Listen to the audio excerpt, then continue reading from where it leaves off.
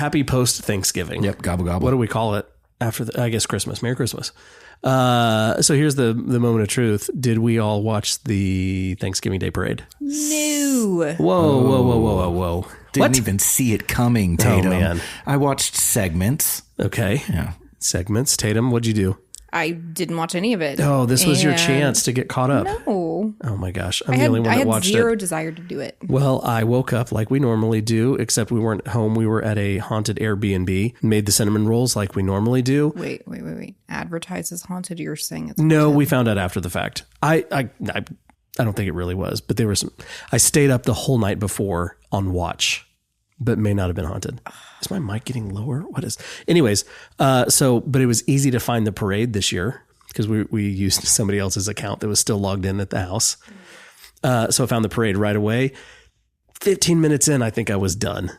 But I was so glad that we turned it on and I made the kids watch it. Yeah, again, I think we talked about this the last time. It's kind of one of those things where I don't think anybody watches start to finish. It's just in the background. Every once in a while you walk by and you're like, oh, the parade's on. I forgot about that. Yeah. And I'll tell you one thing. It's kind of like NASCAR where you're sitting when you are watching, you're like just waiting for that gust of wind. You're like, when is that balloon going to go haywire and hit a lamp pole? You know, I got mad as soon as the first lip syncing performance came on. Of course, yeah. Oh, but there was a really cool, and you probably need to tell the story. Yeah. Our friend Chris Evans. Nope. Sean Evans. So close. Guys, yeah. One of the things we noticed, Sean Evans, the host of Hot Ones, was on as a special guest. And he went over, just about every single fact that we went over on our parade episode, which leads me to know. He wants to join the show. Yeah, he's definitely a super fan. He listens. So well, Sean, know how I said our friend. Yeah, Sean, thanks, buddy. We appreciate the listen. We appreciate you being a fan. And man, come on the show next time. You should invite Sean Evans and Chris Evans. Just answer my call once. That's all. I just need to know that I've got the right number. You know what I found out about Chris Evans, though? We're the same age. And what age is that exactly? It doesn't matter. If you want to know, you can Google Chris Evans, and he's about 20 days older than me. You could be Captain America. Yeah, if you wanted. You're a twin. I might be a twin now, realizing that. Make that decision. Twins separated by 20 days. Yeah. What a guy. You guys both have the same physique. The same cut of your jib. Yep. Here's another. Is that the right term? Yeah.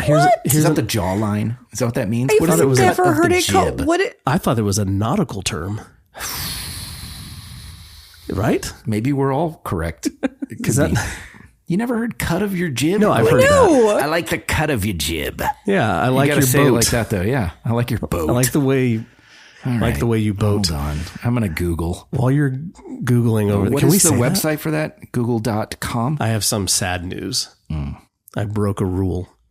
We did not get a Christmas tree up. Well, okay. Oh, let me go. no. Hold on. Yep. I hear the believe sarcasm. I don't believe it.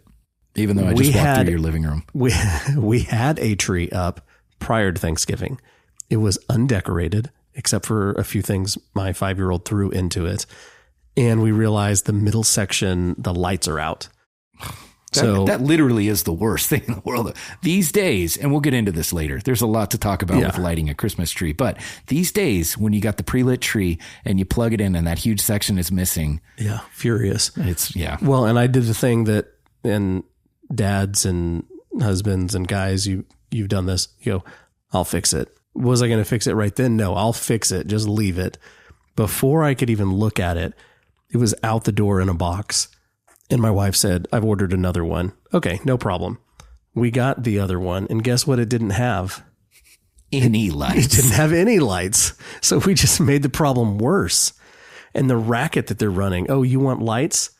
It's going to cost extra. $2,000 more. Yeah. So we're waiting for the third tree of the season to be delivered. What a miracle. Obviously not a real one. This is an artificial tree, by the way. Tatum, do you do real artificial? Yeah. My family, they've always done real trees, not artificial. It's the fragrance. It is. You know aroma. What? The smell of pine. It's great. Is a good smell. A lot of sap. A lot of sap. So do you go cut it down with them? No. You go to the little tent, the circus tent, go pick them up there. Is that?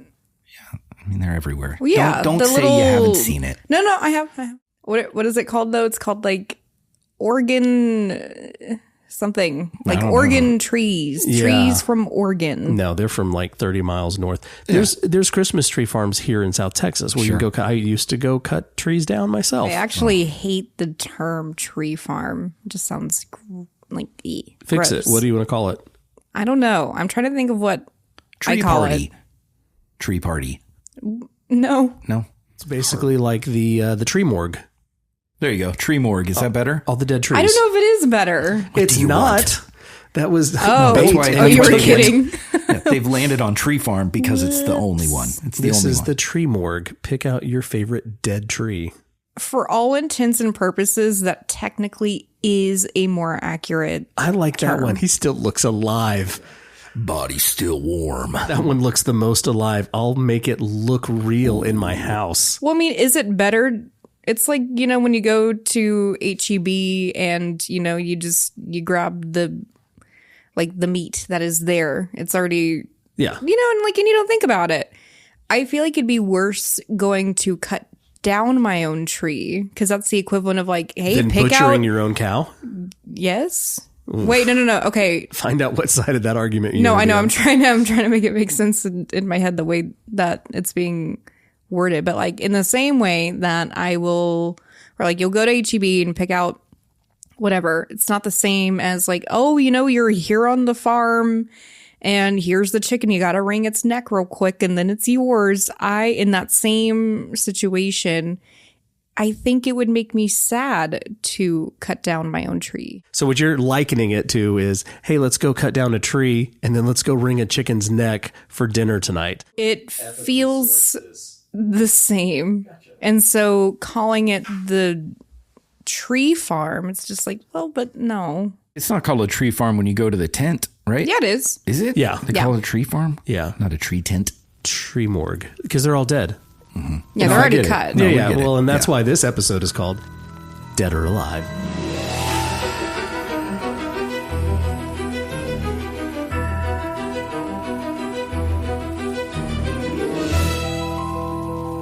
What an experience to go out as a family and do they give you like the tiniest little dull axe? You get a saw. You get a little hand saw. I think they gave it to us. I don't think we brought our own. But there I was. I brought my own and just got a big old chainsaw. And unlike Charlie Brown, I looked for the biggest tree out there. Sure.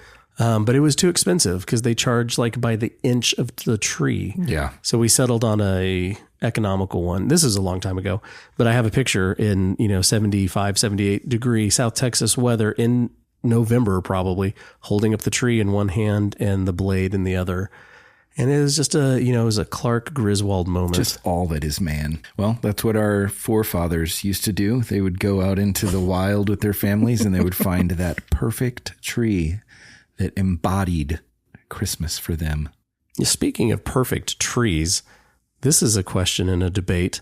You've got the tree, you have the base, you have the star or angel on top. Oh, good. How much space do you give between the top of your tree topper and the ceiling?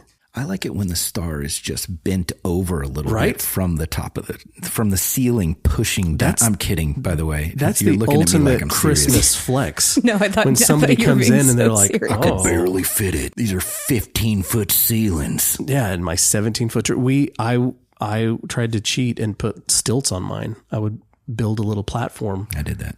Oh, I did the same thing. oh, then I feel recently. pretty good. Yeah.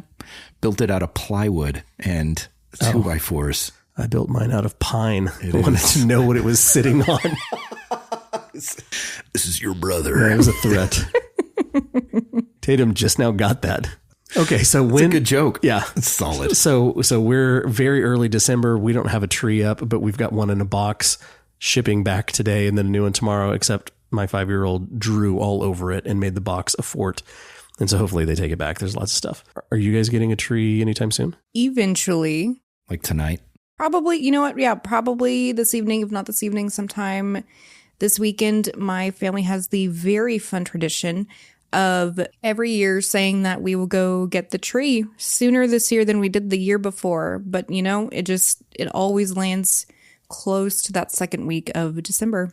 Yeah, that makes sense. Yeah. Yeah, it's kind of like the way when we buy our presents. It's like we're definitely, I mean, you guys remember this. It was like, hey, I'll get them earlier this year and then flash Just forward never to happens. December 24th. Yes, all the gas station presents. So I'm picturing all the Tatums sitting All around. go by Tatum, right?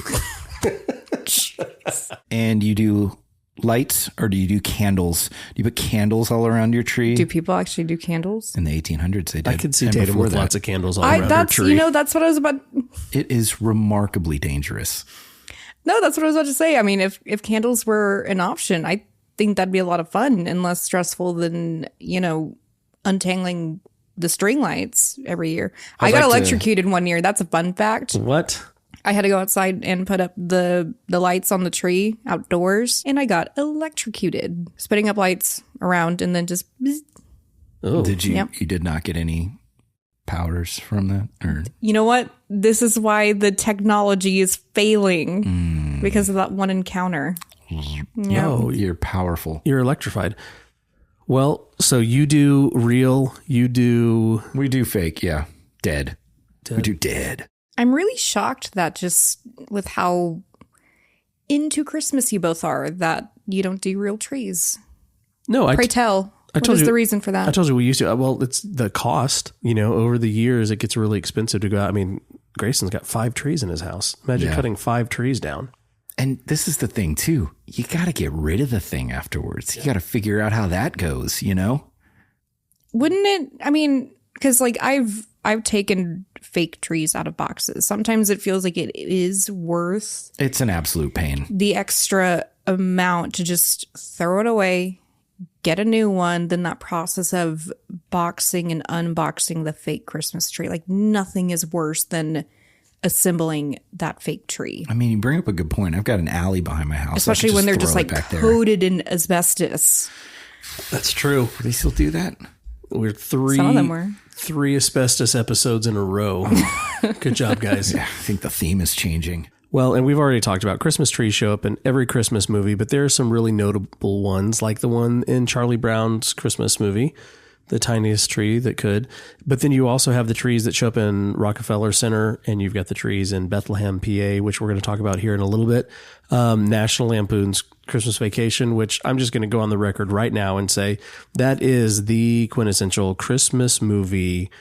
You can have your Elf, you can have all of your other Christmas movies, but that is a masterclass in what my life is currently like, trying to get the Christmas tree, trying to keep the family happy, and give everybody a good holiday. Yeah, I love absolutely. For me, that is one of my favorites to watch. Absolutely one of the best out there.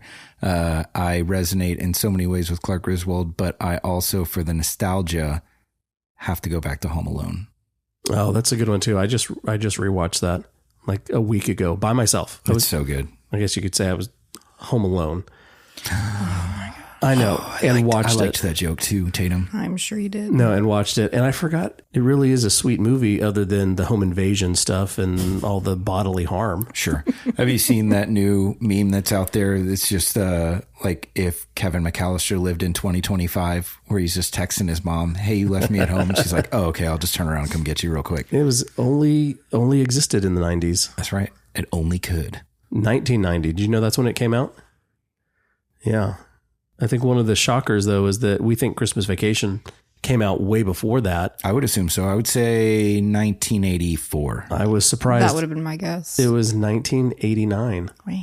Yeah. So many years They are later. contemporaries.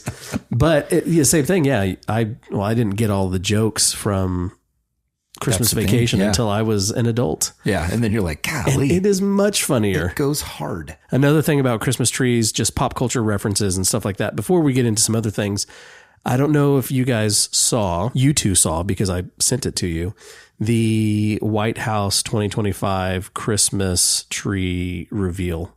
Yeah. It was absolutely incredible. Beautiful. Say what you want about politics and what side you're on and where you lean. But if you have not seen the 2025 White House Christmas unveiling of the trees, and this was put out by First Lady, it's beautiful. It is an incredible short film. The music is wonderful. The visual storytelling and just every single shot, and all of us are in video production and just loved watching this thing because it just tells such a wonderful story the whole way through. Yeah. I mean, it's beautiful. I actually, sitting here listening to you, I kind of want to go back through and watch previous ones because I don't even know if all the way up until recently I knew that was a thing. And I don't know, maybe it wasn't a thing all the way up until recently. I'm not sure, but it was great. The colors, it had just that old timey kind of feel to it, and it was beautiful. Just really well done. The music was gorgeous. I loved it. Well, and because we're all in production and a lot in video production, sent it to some other friends, and one response was, "That was all shot on Sony." Cool. Yeah. Great. Did you feel anything? Yeah. Or do you just want to break down the gear right away? Yeah, gearhead, dude. I'm a nerd. So thank you, Sony, for creating such a memorable moment. Shout out to the FX3. You're my favorite. Yeah. But you'll notice, and this is the last thing I want to say about this, very briefly, and everybody needs to go watch it. Pause this, watch it, come back in a minute and a half after you watched it. There's a little nod to the 250th anniversary of our nation, or the signing of the Declaration of Independence, on the base of one of the trees. Wow. It's super cool. So I'm really excited for next year, what Christmas looks like, as they celebrate. It's going to be a huge deal. I mean, everything next year is going to be a huge deal for the country. Trees on the moon. Yeah. Yep. That's it. Did they do that? Have they done that? Probably not. Space station. Maybe what do they do in the space station? We're going to have to look that up. Yeah. How about we go back and then we go future? Ooh, maybe. Okay. Yeah. We'll put a pin in it. Sometime next year, we will be on the moon. Christmas in space. And we'll go over that history. If there is any. Maybe there's not. Maybe it's like one guy brought up a Christmas card at one time. And that was it. It's just like Google. Is there Christmas in space? No. Okay, well, moving on. Or do the chat GPT and it goes, that's a terrible question, you stupid idiot. It's a great idea. You're really onto something. Well, before we get into Christmas in space and everything in the future, we can go way back to the past because Christmas trees actually didn't originate here in America. They didn't start with Chevy Chase and National Lampoon's Christmas Vacation. You can actually trace the origins of the American Christmas tree back through the Moravian group. And this was a religious group, and they were back like in the 15th century. This was actually a group that followed the teachings of Jan Hus, and he was a Czech reformer, and he just had these ideals of moral renewal and scripture in the common language. And he gets executed for that, by the way. So read your history. This was like in 1415, but his followers survived as this underground community.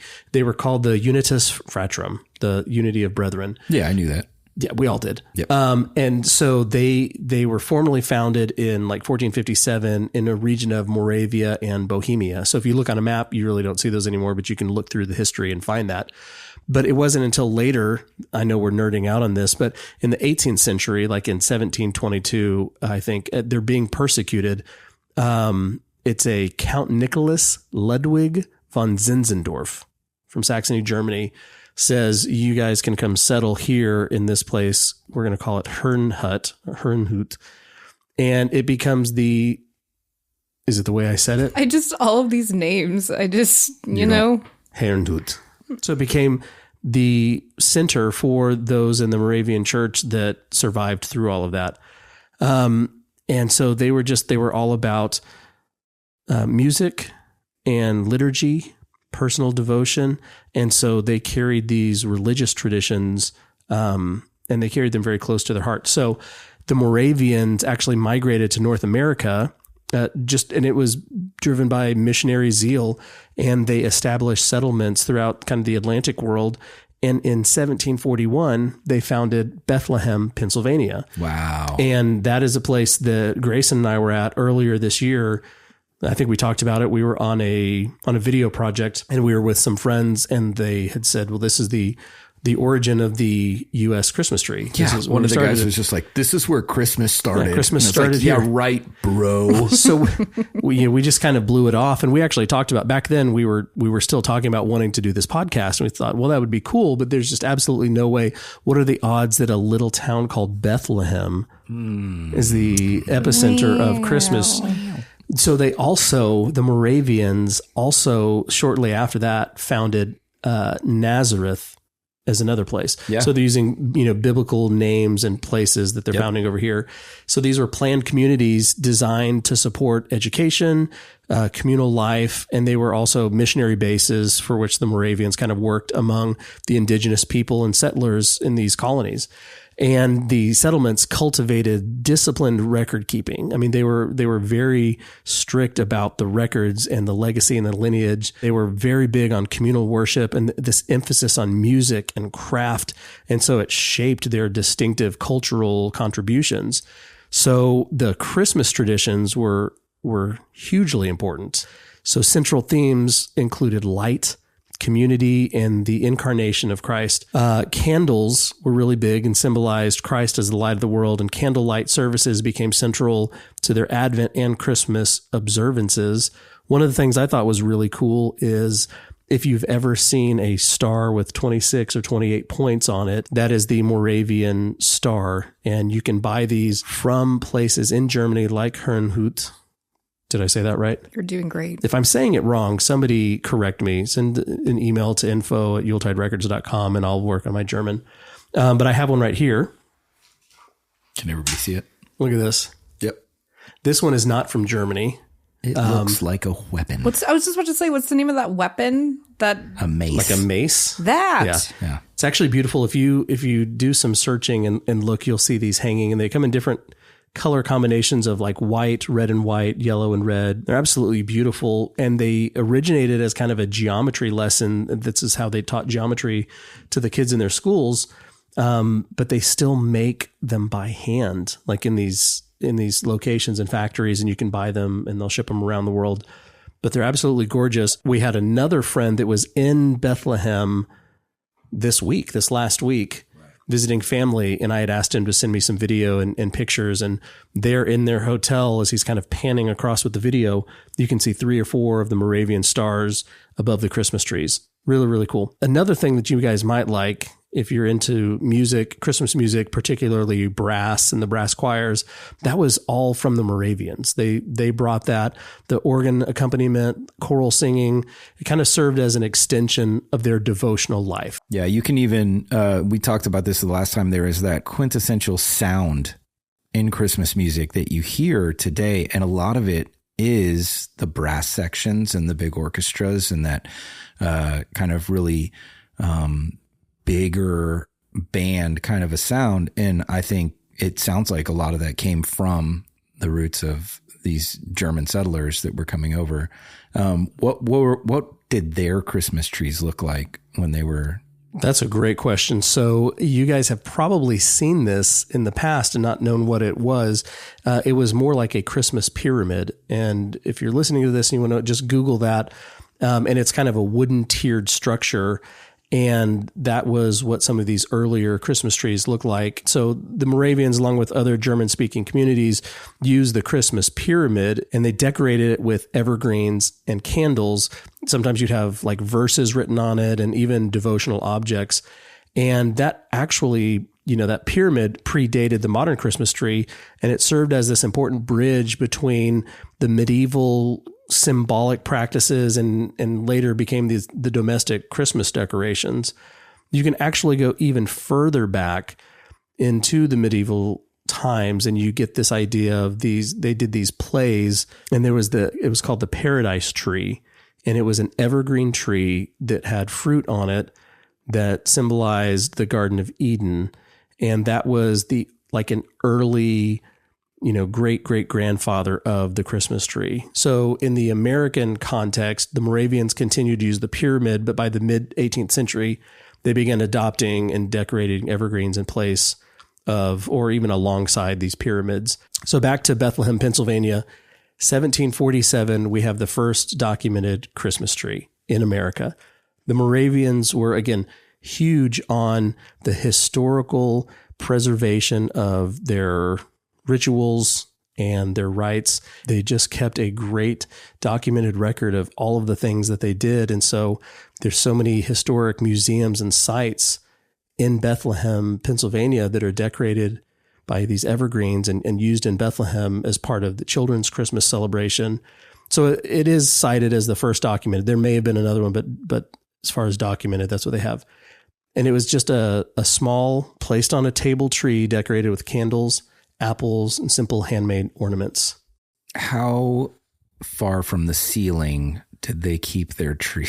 I mean, again, they documented this. They said, we want the top of that tree, the top of our star, to be bent over just a little bit. Yeah, I feel that. Yeah. One of the things that was super interesting about that too, that originated kind of in the same area, but also migrated to the same place, was the story of Belsnickel.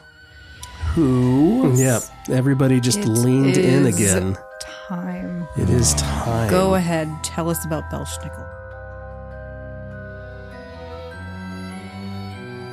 Well, I want you to just keep that picture of your table with a tree on top of it, and it's decorated with fruits and verses and different things like that. And you are the mother or father of this family, and you're observing the tree. You're having a wonderful midwinter time together. And then you hear a rap at your door. Who is it? And a louder one on the window. The children are a bit frightened, and the door burst open, and there stands a wild man covered in fur, face covered in soot, and he comes in and he inspects the tree. He inspects the children. He asks them if they're good. Good. He may even ask them to recite scripture, and if they do, and if they can prove that they have been good, he gives them treats from his pocket. And what if not? He gives them a little lashing from a little switch.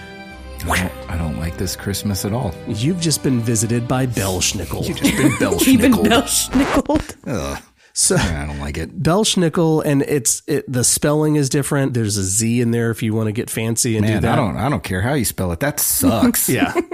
So he was also from German origins, but kind of from the folk wild lore.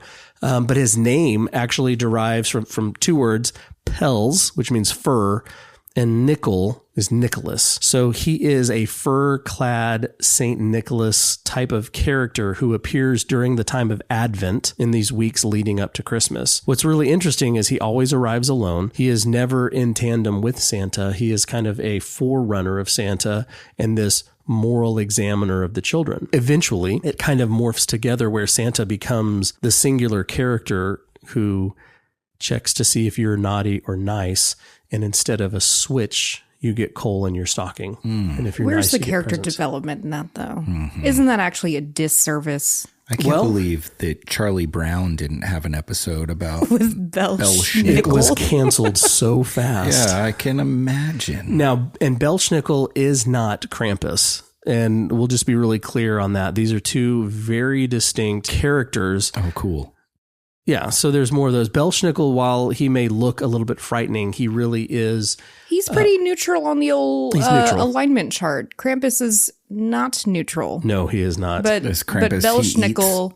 He eats kids, right? Yeah, no, he will actually eat the children. But I don't even think he does anything. Why are we going down this trail? Why are we doing this? Well, I'll tell you why. Because there are some that are worse than Belsnickel. He's very neutral. Krampus's threat is if you're bad, you get punished. He will take your kids and drag them to Your hell. reward from Krampus is him not eating you. Wow. It doesn't make me feel better that you're saying that he's the neutral demon Santa. Belsnickel's not a demon. He's a wild. Belsnickel is just kind of a wild visitor, a folk Doesn't even character that Santa comes count out. as a supernatural character if you think about it? Yeah, but nobody's going to be like, I wonder if that's a demon knocking at the window and wanting to hit so because me. Belsnickel's just neutral, that introduces the element of demon? No, I think it was the scary wild man knocking on the window. He is a scary coming in and going, good. Hey, you know what? A character just like that saved Kevin in Home Alone. So,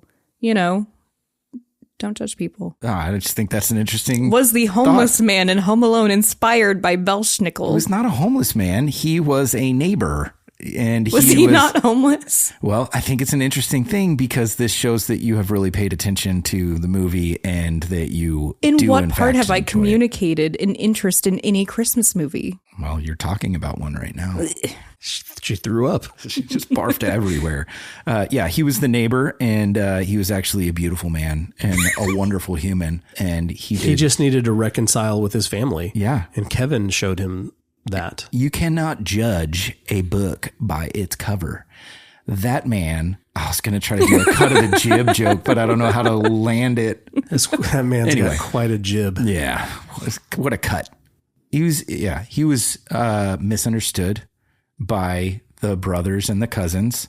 So we can argue that he's same definition. Belsnickel? No, that same definition. Well, Belsnickel. That same definition applies to Belsnickel. He looks scary, but really he's just your old neighbor that wants to help save you. Correct me if I'm wrong, but robbers part of that and Joe story was Pesci. him kicking in the door. Wait, when? Is a good guy. He came in and saved Kevin, by the way. Yeah, no, He he's used a good guy. The shovel. The homeless man's a good guy. Yeah. No, I'm talking about the Belsnickel story. Oh. Yeah, He kicked in the door and went. No, the top of the story was he knocked not once but twice. They didn't let him in, so he broke in. Can we move on to Christmas lights? Yes, I have hold a on. thing about Hold on. Christmas lights. Hold on. I will give you this.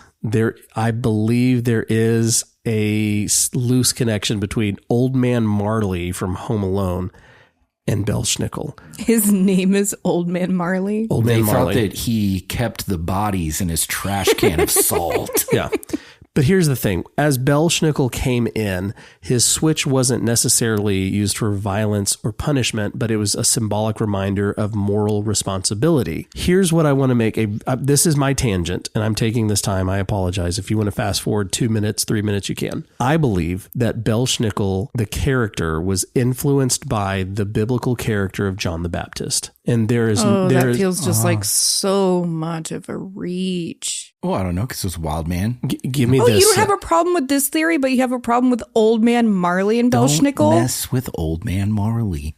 He's a saint. Just give me this for a second, because I did some research and there's no documented connection between the two based on everything that I've read. I believe this is an original thought, but a lot of the folk customs and ideas were influenced from, just the biblical narrative as people are learning and exploring these things in their cultures. And much like Belsnickel, John the Baptist was this kind of man from the wilderness. He wore animal fur. He was kind of the wild man. He was the precursor to Jesus and was a call to morality, very black and white. And it was this repent. And so in the same way that Belsnickel would arrive before Santa and was not in tandem with him, John the Baptist was also that type of character. And so I'm going to do more digging on that because I like to nerd out on that. But I think there are these archetypes of these characters that travel through history that just become really interesting and just kind of enmeshed with all of the other characters. That's all we have to say about Belsnickel. But what's interesting is, the Moravians brought with them, and again, they are not like an ethnic people group, but they are a religious group. They brought in the music, the Christmas tree. Belsnickel came through the Pennsylvanian Dutch, who really carried more of the folk stories and everything that surrounded that. And those were a people group. They were actually not from Holland. They were not Dutch, but it was Deutsch. So they were from the Rhineland, Palatinate areas of Germany. So the Pennsylvania Dutch families also used decorated evergreens in their homes, and by the late 18th and early 19th centuries, and their trees were adorned more with apples, nuts, cookies, candles, and homemade ornaments. So Belsnickel's visits sometimes included putting treats near or under the tree. One last thing, as we're talking about the influence of older German culture and our Christmases, specifically the Christmas tree, we know the song O Tannenbaum as the song about the Christmas tree, but Tannenbaum is just a fir tree. And it actually wasn't a Christmas song. It was really a song about how true and steadfast this tree is. The Weihnachtsbaum, I don't know if I'm saying that right. Wait, one more time? Weihnachtsbaum.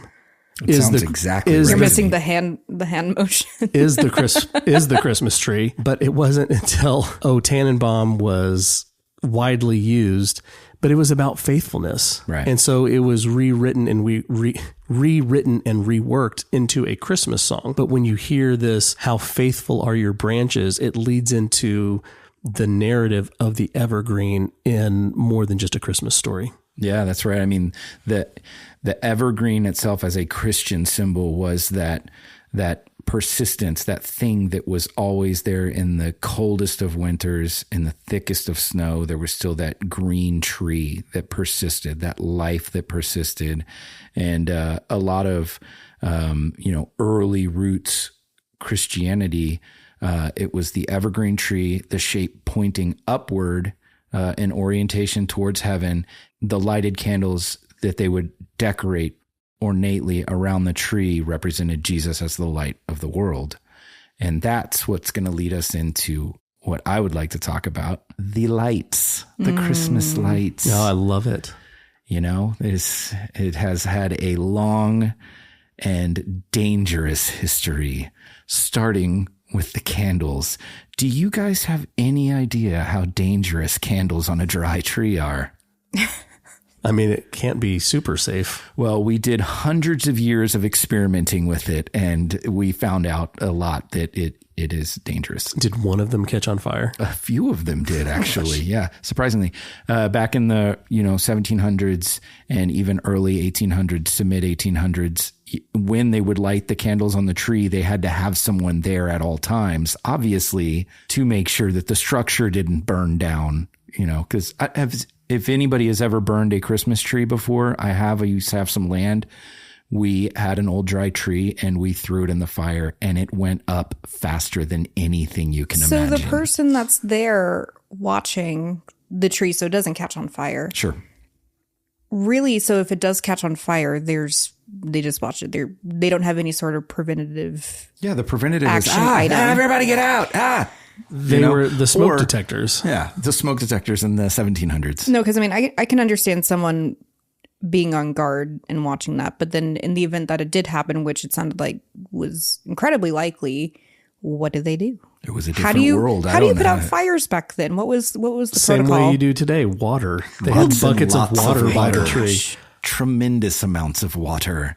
Or maybe you just take the tree outside. Maybe it's as easy as just dragging the thing outside. I don't know.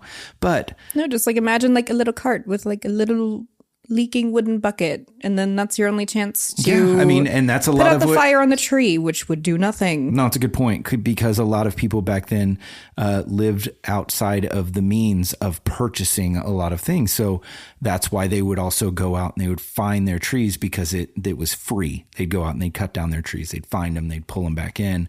But yeah, it was an effort. It was an all around effort to keep the tree from catching on fire, which enters a man you've probably never heard of, named Thomas Edison. Belsnickel. Sorry. Good Krampus. Eat bad. No, enters a man who I think everybody's heard of. His name's Thomas Edison.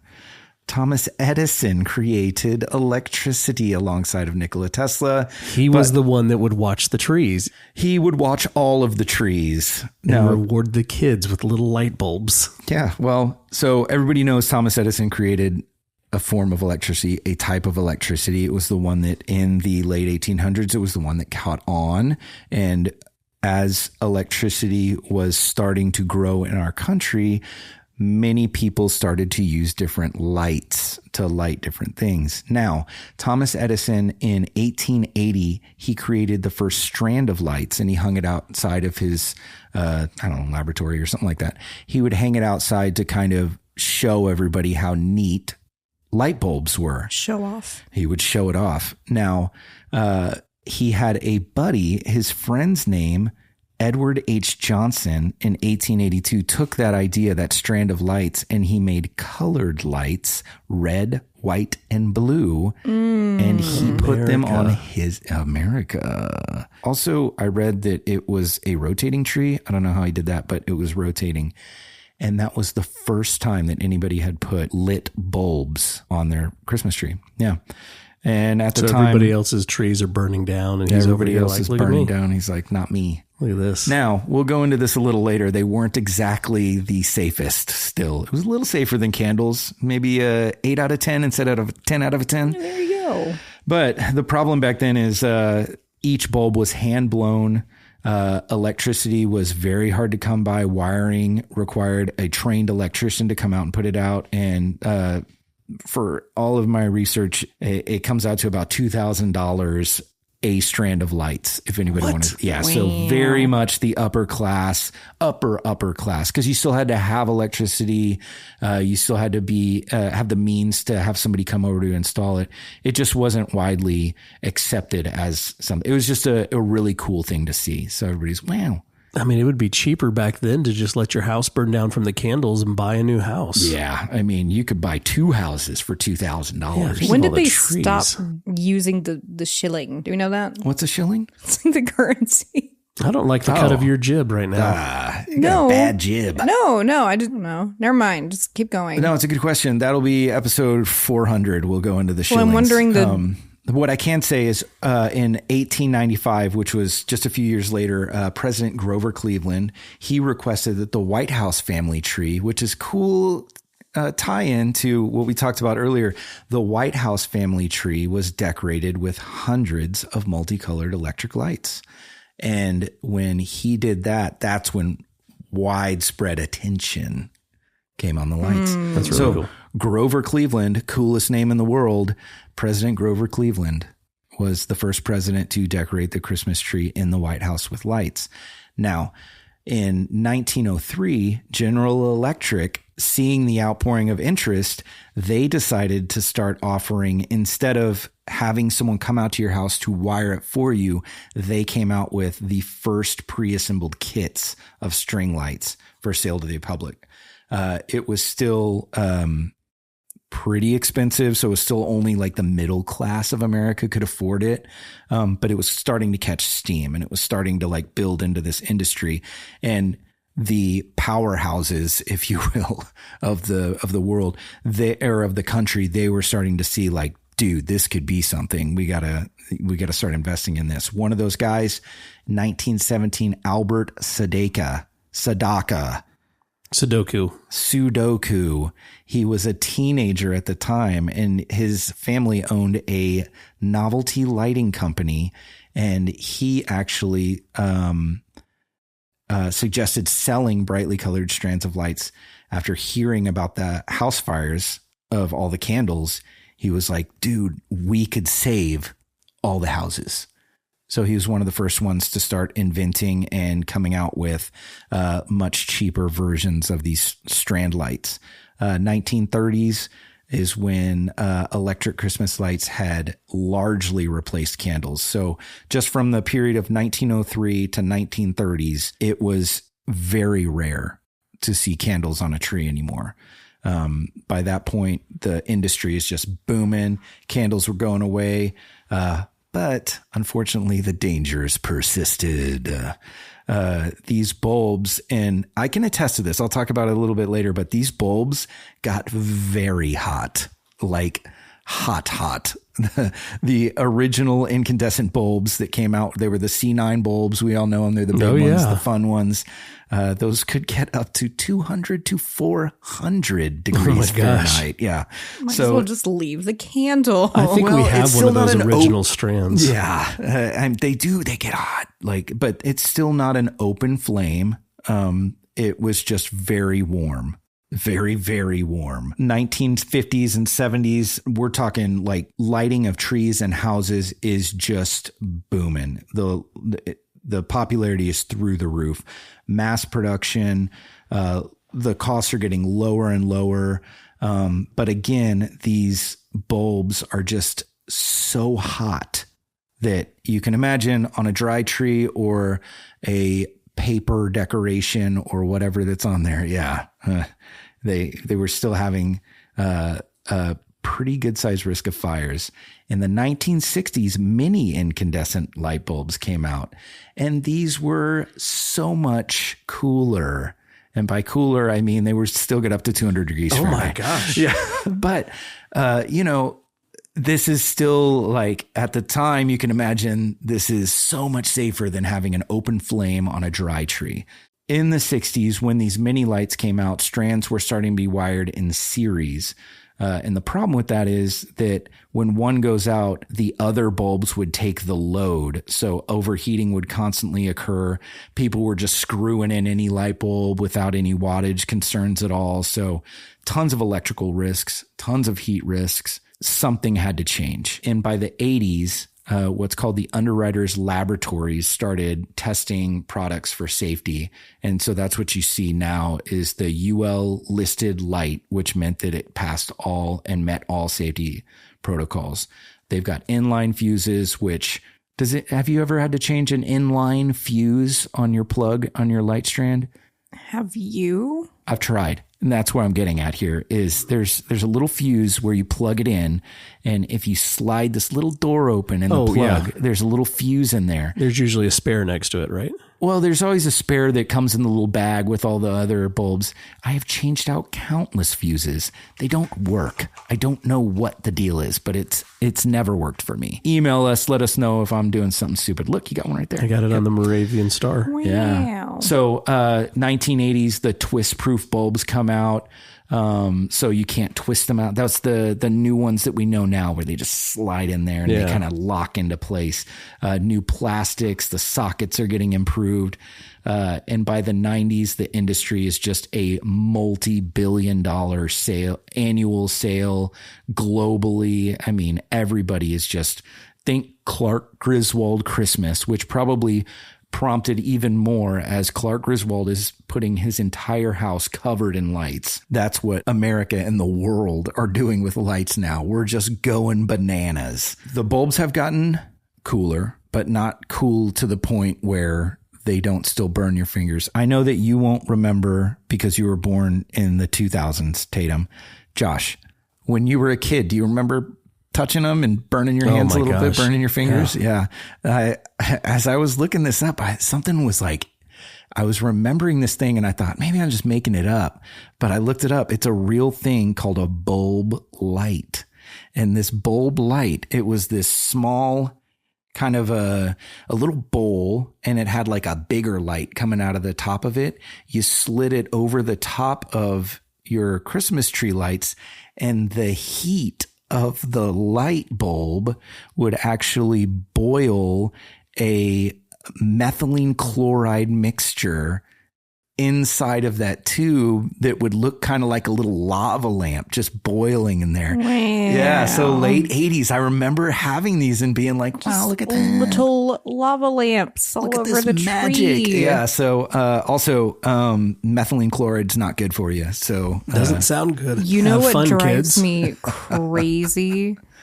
Christmas. And this podcast. You've told us. No. Us. And I say this with the utmost amount of respect that I can. I don't believe that respectful things are about to come out of your mouth. No, I don't get the people who choose to do lasers instead of lights for their Christmas decoration. Oh, yeah. I was going to get into that in just a minute, too. Were you actually? Oh, yeah. Yeah. Because, I mean, the revolution has not stopped with the 80s or 90s because when The LED, revolution. the revolution has begun. revolution. Yeah.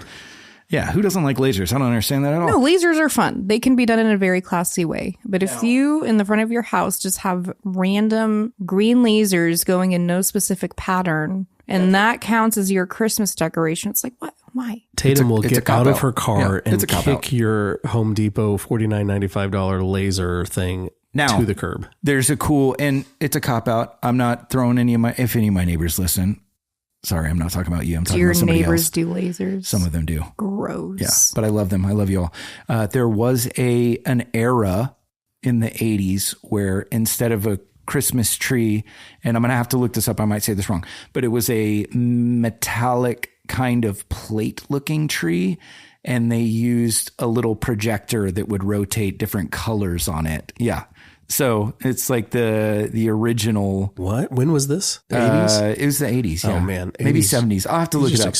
We might cut. Hey, we might cut this out if I'm wrong about that. But I do think I read something about it. So that was the precursor to the rotating lasers on people's houses. Yeah. We can go into LED was the last portion of as the LED bulb came out. They are almost creating no heat. Energy drops by 80 to 90%, no filaments, no shattering from the heat, cool to the touch, long lifespan, which I think is a lie. I think that, they tell me, oh, this light bulb is going to last 25 years. And it's like, no, it won't. It lasted just a couple of days. I'm waiting for a new tree because of that. Yeah, sure. So, but they say, obviously they say longer lifespans. I do think there is a longer lifespan, but planned obsolescence does exist with companies. And I think that they're building in little fails. As the 2000s roll in and now LED lights are getting more and more popular, less and less expensive. You can imagine everybody that had the incandescent bulbs are now reinvesting in all of the LEDs. So the business right now is an absolute just powerhouse of money rolling in. So this is what Big Light wanted. Big Light. They got what they wanted. I'm okay with LED bulbs on the interior. On the exterior, I do not like LED lighting. I like the old fashioned. The incandescent? Mm-hmm. Yeah. Well, as the big fat bulbs. What were the big ones? Yeah. The C9s. I think those are the big ones. You're just talking about normal 60 watt light bulbs you put all over your house? No, the big Christmas lights. I think those are the C9s. No. But to Tatum's point, as we've progressed, I mean, there's all the way up to permanent light fixtures on people's houses. I don't remember the company, but they're the permanent. They go under the eaves of the roof. Do you like those? I've seen those. I do. Oh, I like them. What a nerd. I like them when you can control each individual diode and you can call up certain ones to light different parts of your house during the year as really pretty kind of down lighting. But I do have a neighbor that, he uses them all year long. He's got the red, white, and blue for Is it you? Patriotic holiday. Are you that neighbor? And that man was me. Then I rip off my mask and it's the same guy underneath. Yeah. So, I mean, he does all the colors. Halloween, it's green or whatever. And then Christmas, it's red and green. And then Memorial Day, it's green. It's all green. I'm sorry, I don't know why, but yeah, it's growing. It's growing. We have a neighbor that she projection maps her house to where all the doors look like they open and people are inside, and windows look like there's people in them. And is she just trying to Home Alone it? Oh, it's awesome. Isn't that exactly what happened in Home Alone? Yeah, he just had to do it very analog. Yeah, that was the 90s version. He just had the Michael Jordan poster on a train or something going back and forth, I think. You will get a Santa. I love the projection mapping, though. I'm for that. It's cool. I mean, their house looks great when they do it. It looks amazing. Yeah. And no robbers will come into their house. No, because they think there's real people looking. There's out the already windows. robbers. Yeah. There. Oh, look, the wet bandits are up in the window. I can't go in there. I've already got intruders robbing. in my house. Yeah, this house already has intruders. Next, I'll go to the next house. Yeah. I also put my neighbor's door code projected on my house with an arrow going like over there. Yeah, or I project from them. I project a really big tree with lots of presents and tons of Amazon gift boxes on their front porch. So it just goes over there. House. Yeah, they're rich. Look at all of that. So that's it. That's what I had on lighting. I think it's really fascinating, the history behind it. But yeah, Tatum, don't put candles in your tree. Which is actually so unfortunate because that'd be so cool to do. They make fake candles, It's not as fun if you're not taking a risk. It is fun. It's just as fun. Some would say more fun because your life is not in danger. Yeah. If you do, just make sure you have Thomas Edison or Belsnickel there Good old Belsnickel. I mean, we know there's lots of lights on the tree, but the real big showstopper are the ornaments that I've made back in 1989 that I think my mom still has on our tree. It's a picture of my face inside a flower. Everything has kind of aged and yellowed. Your nature's bounty. Just a pretty little boy but all of our ornaments, I think that my mom uses, and she'll send me pictures as soon as she hears this, were things that, we made or handmade, or they were the shiny brights. Do you guys know of the Shiny Bright ornaments? I No. do, only because you reminded me of them. Yes. What is that? Shiny Brights. So for those of us that weren't born in this millennia, back in the day, they had these beautiful ornaments that were made of like a really thin, it felt like it was just easily breakable metal or something. I wouldn't even doubt if it was just Aluminum. lead. Yeah. It's lead and asbestos painted in these really ornate, but it also looked like it had a bite taken out of it. Some of them did. Yes, yeah. The hole in the middle that would kind of concave. Tatum, look it up right now. Yeah. No, that's what I'm doing. Look up Shiny Bright. These look like just standard. No, you're not looking at, you got to be looking at the wrong ones. Look at like vintage style Shiny Bright tree ornaments. They would always break inevitably. And they had that distinct sound when they broke. It was that pop and then the Terrifying. that you would hear. These look like the standard ornaments. You have those ornaments. There's a whole story of it. I don't even know if we're going to get into it, but if we do get into the whole story of the Shiny Brights, I think it starts in Germany. What was the guy's name? I can't remember Adolf now. It Yeah, was, nope. It was probably Hitler. Did you guys ever do tinsel? Were you old enough to do tinsel? Yeah. Like real tinsel? Not Real, yes, So like there's two types of tinsel. There's like the garland tinsel. That's the rope with the tinsel, the shiny tinsel around it. We actually, posts, it was more of a 70s thing, but tinsel was these really thin little, almost aluminum looking pieces that you would put all over the tree, and it would somewhat resemble ice, I think was the idea, or icicles. It doesn't look like that at all. No, it looks like if someone gets like a little bottle of silly string and just kind of goes for it. It's like it's like retro futuristic is what it looks like. Yeah, And the super aluminum cool. trees are coming back too. Yep, like if they you look are. at, I think Martha Stewart had it this year or last year, but it was like the tinsel and all that. And it's basically what the 50s thought the future was going to look like. Absolutely. Let me tell you a little story about tinsel. Me and my dad taught me this. You take the tinsel, and you put it between your teeth right there, and then you just blow, and that little tinsel just dances in front of your face. That's it. We'll get some tinsel. We'll try it out. Yeah. You're going to be just amazed. No, I thought you were going to go into a more elaborate trick, because you know that trick where you can get you find a really tall blade of grass and then you can make the little leaf whistle, right? I thought you were this is headed cooler in than a that. direction No. like that, but nope. It's like you're like a dragon and you're just blowing that little tinsel strand right out of your, tinsel has a cool history too. It used to be made from actual silver, so obviously that pairs so well with all the asbestos. Yeah. Well, silver was fine. It was when they started using lead is when it started being a big problem. We've gone way too far down the tinsel. The guy's name, I just looked it up, is Max Eckert. And he was from Germany, but most ornaments, and this is go back to like 1930s and 40s, most of the ornaments were imported from Germany, like the glass blown ornaments from Lauscha. But you have kind of this political and financial trade instability.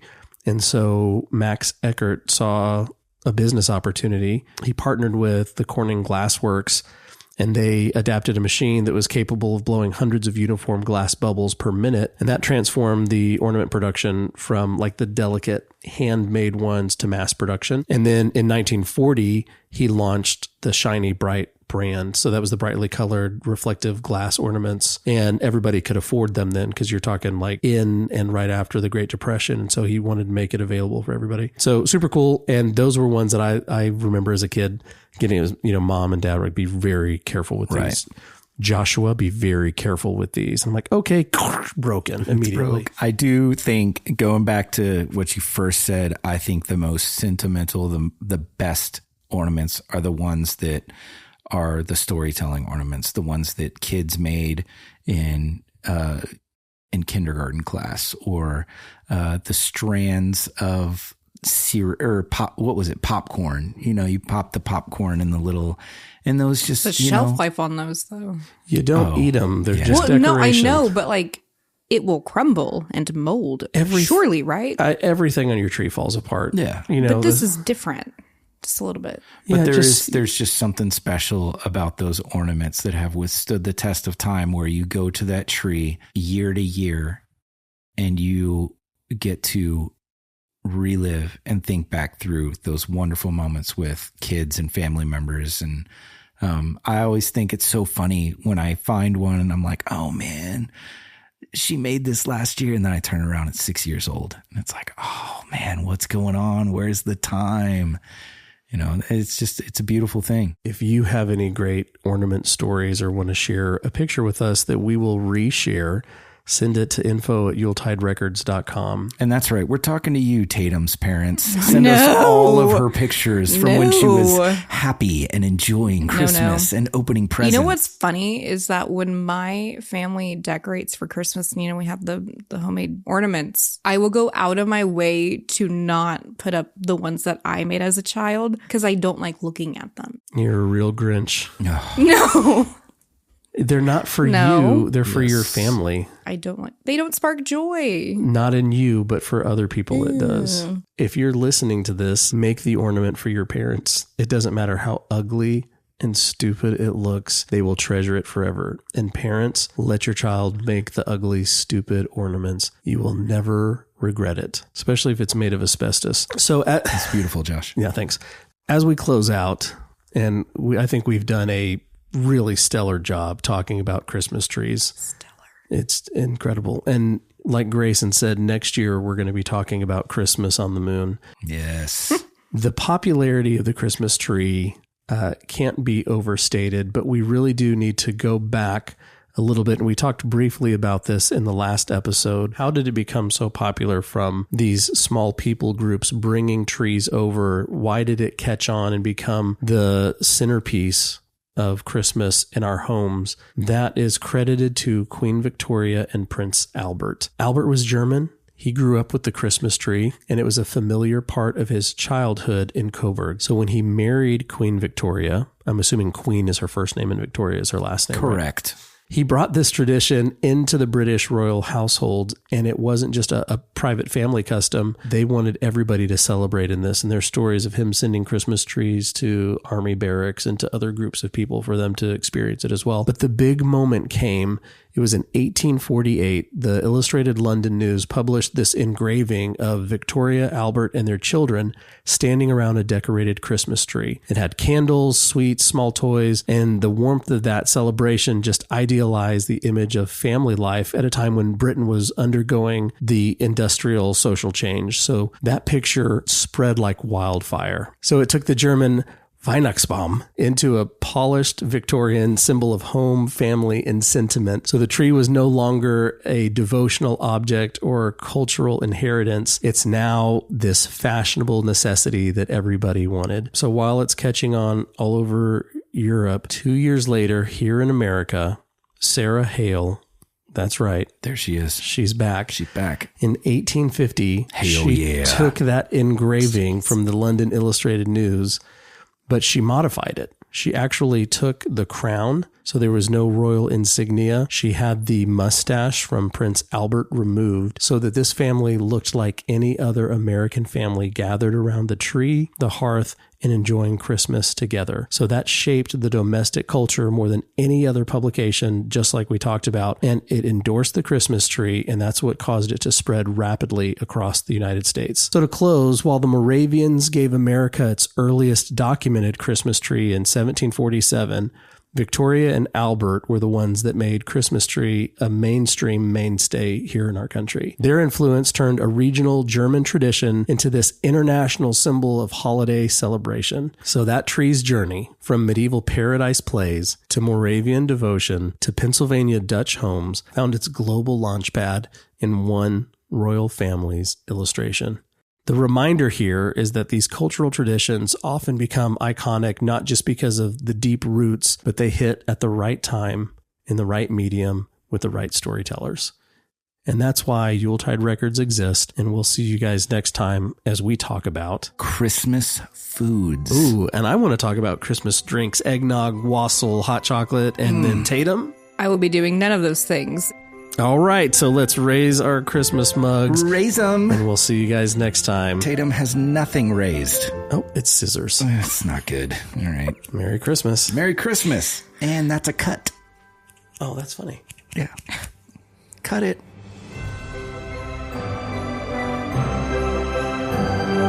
We'll get some holiday drinks. Easy. and we'll watch a holiday movie. Simple. What movie would you like to watch? I don't know. You told us you None had of a them. challenge for us to watch. I know, and I'm yesterday. trying to figure out what it is because It was every called time. Werewolf Santa. Well, I know, but then when you guys seem to like you actually wanted to watch it, then that therefore I don't want to cash it in on that one. Oh, Grayson, I don't want to. I hope she doesn't make us watch Werewolf Santa. Oh, no. Gosh, I'm so Golly. terrified. I would hate that. Don't ask me to watch that. Oh, it's going to be such a chore. Right now. Fine, I guess we can. There's no. What movie do you want to watch? I don't know. Is there a Christmas movie that you enjoy? Yes, there is. Say it. Say it. What movie are you talking about? Gremlins. Krampus. Yeah, but again, that's like I need to find something that is the equivalent of the experience I had when watching White Christmas. So you both need to go into it with just the tiniest bit of apprehension is what I'm looking for. I'm apprehensive. Yeah. You're not. Yes, I am. You're disloyal. I'm terrified of Werewolf Christmas. I don't want to. Please don't make me do it. I will find one, and then I will tell you what it is. when I You found almost it. did a Liam Neeson thing. I will find one. And I will kill it. Hey, I've got great news. Josh, you and I were both right about the cut of your jib. Really? Oh, Yes. No, we've moved on. No, it's a great ending. We started with it, and now we're Hold ending on. with it. No. It's a nautical term? It is a nautical term, did you and know I that? lost it. Because Stand I'm by. old and I just run across random facts over the last however many years that me and Chris Evans have been alive. Okay. Cut of your jib. The meaning. Someone's general appearance, manner, or style. Like the cut of your jib. You know? That's how you say it. You got to say it like that. The phrase originated in naval history, where the shape of a ship's jib, or the sail, could be used to identify its nationality.